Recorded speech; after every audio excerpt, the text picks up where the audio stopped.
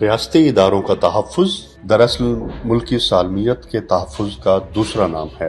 وطن عزیز میں دو سیاسی رہنما ایسے ہیں جنہوں نے ہمیشہ ریاستی اداروں کے وقار کو بلند رکھا۔ مسلم لیگ نون کے قائد نواز شریف کے بعد وزیر اعلیٰ پنجاب مریم نواز نے پولیس کی وردی پہن کر ریاستی ادارے کا مورال بلند کیا اور پاسنگ آؤٹ پریڈ کے دوران کامیاب ہونے والی خواتین کو سلیوٹ کیا۔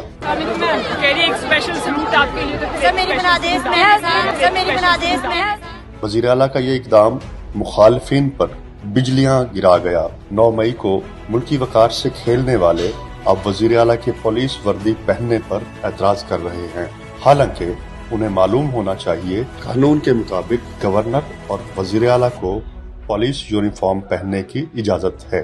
حسد کی آگ میں جلنے سے کچھ حاصل نہیں ہوگا۔ مریم نواز کو دعا دیں کہ وہ صوبے کی ترقی کے لیے دن رات ایک کیے ہوئے ہیں۔